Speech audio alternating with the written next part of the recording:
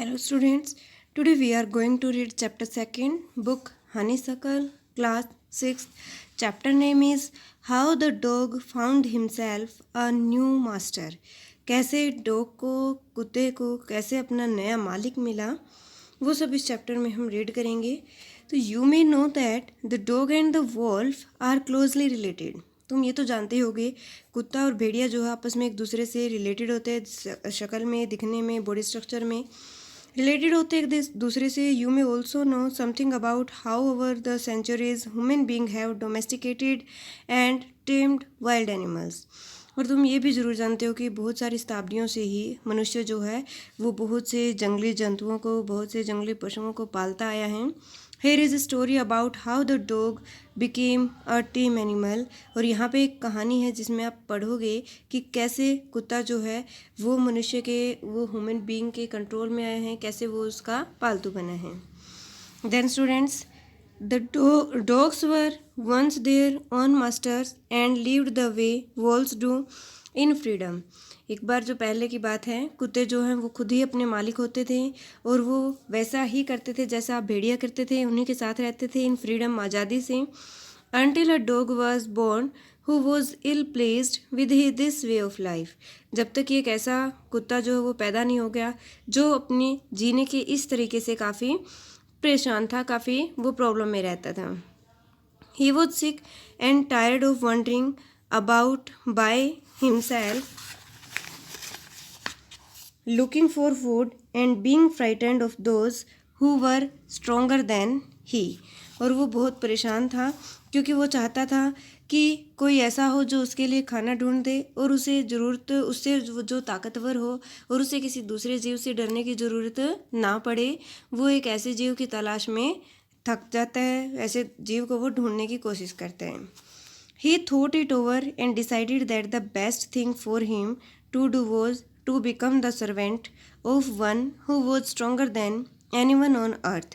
और वो इसके बारे में सोचता रहता है, काफ़ी सोचता है, और आखिर में वो ये डिसाइड कर लेता है कि वो एक ऐसे जीव का नौकर बन के काम करेगा जो अर्थ पे किसी से भी नहीं डरता, जो अर्थ पे सबसे ज़्यादा स्ट्रांग होता है, वो उसका ही सेवक बन के रहेगा ताकि फिर उसे किसी और से डरने की ज़रूरत ना पड़े.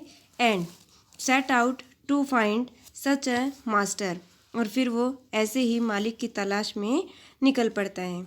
He walked and he met a kinsman of his, a big wolf who was as strong as he was fierce.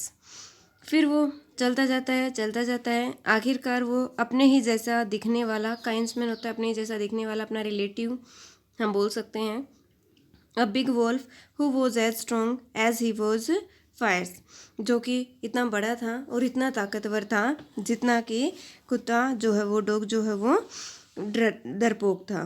ठीक है. Where are you going dog, the wolf asked. भेड़िए ने पूछा कि कुत्ते तुम कहाँ जा रहे हो.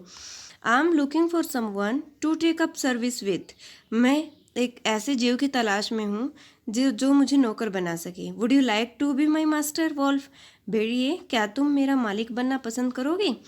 आई don't see why not, the wolf said, and this agreed upon. तो कुत्ते ने, भेड़िए ने कहा कि क्यों नहीं. एंड दिस एग्रीड अपॉन, और उन दोनों में सहमति हो जाती है. The two of them went on together, दोनों इकट्ठे चल पड़ते हैं. They walked, and all of a sudden the wolf lifted his nose, sniffed, and darted quickly off the path and into the bushes and crept deeper into the forest. वो चलते गए, फिर अचानक भेड़िए ने अपनी नाक जो है वो ऊपर उठाई, स्निफ्ट वो घुराया, darted quickly off the path, और वो अचानक रास्ते से दूर हट गया, and into the bushes, झाड़ियों में जा छुपा, and crept deeper into the forest, और जंगल में, घने जंगल में चला गया. The dog was much surprised, कुत्ता जो है वो काफ़ी हैरान था. What's come over you master, he asked, उसने पूछा कि मालिक आपको क्या हुआ. What has frightened you so, आप इतने क्यों डर गए. Can't you see, there's a bear out there and he might eat up both of us, you and me. तुम नहीं देख सकते, एक भालू आ रहा है उधर से और वो हम दोनों को, आपको और मुझे खा जाएगा. Seeing that the bear was stronger than the wolf, और ये देख के कि भालू जो है वो भेड़िए से ज़्यादा स्ट्रॉन्ग है, the dog decided to take up service with him. अब कुत्ते ने फैसला कर लिया कि वो भालू के साथ ही रहेगा, उसी का वो नौकर बनेगा। And he left the wolf and asked the bear to be his master. और फिर उसने भेड़िए को छोड़ा और भालू के पास चला गया ये पूछने के लिए कि क्या वो उसका मालिक बनेगा। The bear agreed to his readily. और जो भालू था वो इसके लिए तुरंत तैयार हो गया। And said let us go and find a herd of cows. चलो हम चलते हैं और एक गायों का झुंड देखते हैं। I will kill a cow and then we can both eat our fill. मैं एक गाय को मार दूंगा और फिर हम दोनों का पेट भर जाएगा। दे वॉकड ऑन एंड सून सा हर्ड ऑफ काउज। वो चलते गए और अचानक उन्हें गायों का एक झुंड दिखा। But just as they were about to come up to it, लेकिन जैसे ही वो इस तक पहुंचने वाले थे, they were stopped by a terrible noise. उन्हें अचानक भयानक आवाज़ सुनाई देती है और वो रुक जाते हैं। The cows were mooing loudly and running in a panic in all directions. गाय जो है वो ज़ोर ज़ोर से रेंगती हुई आ रही थी और वो सभी दिशाओं में इधर उधर डर के मारे भाग रही थी। The bear looked out from behind a tree. भालू जो है वो एक पेड़ के पीछे से देख रहा था। And then he too ran hastily disappear into the forest. और फिर वो भी तुरंत घने जंगल की तरफ भाग गया डर के मारे। Now why did I have to come here. अब हम यहाँ क्यों आए हैं। Said he to the dog it is the lion who rules the forest in this parts. कुत्ते ने कहा कि फिर हम यहाँ क्यों आए हैं। तो it is the lion who rules the forest in this parts. वो शेर है जो जंगल के इस एरिए में राज करता है। द लायन हुज ही। शेर वो कौन है। Don't you know he is the strongest beast on earth. तुम्हें नहीं पता वो हमारी धरती पे सबसे ताकतवर जीव है। Well then I will say goodbye to you bear. फिर ठीक है, फिर मैं आपको बाय बोल रहा हूँ भालू। I want a master who is stronger than anyone on earth. क्योंकि मैं एक ऐसा मालिक ढूंढना चाहता हूँ जो धरती पे सबसे ज़्यादा स्ट्रॉन्ग हो। And off the dog went to ask the lion to be his master. और ऐसा कह के कुत्ता वहाँ से चला गया लायन के पास, शेर के पास, ताकि वो अपना मालिक ढूंढ सके। The lion agreed to it and the dog stayed with him. अब जैसे ही उसने शेर के सामने प्रपोजल रखा कि क्या वो उसका मालिक बनेगा, तो इस पे जो शेर था वो तुरंत एग्री हो गया। And the dog stayed with him and served him for a long long time. और फिर कुत्ता उसके पास रुका और काफ़ी लंबे लंबे टाइम तक उसकी सेवा की। It was a good life. बहुत अच्छी लाइफ थी। And he had nothing to complain of. और उसे किसी चीज़ की कोई शिकायत नहीं थी। For there was no stronger beast in the forest than the lion. क्योंकि आखिरकार जंगल में शेर से ताकतवर कोई नहीं था। And no one dare touch the dog or offend him in any way. और किसी की हिम्मत नहीं थी कि कोई कुत्ते को छू भी जाए और या किसी भी तरीके से उसको डिस्टर्ब करें।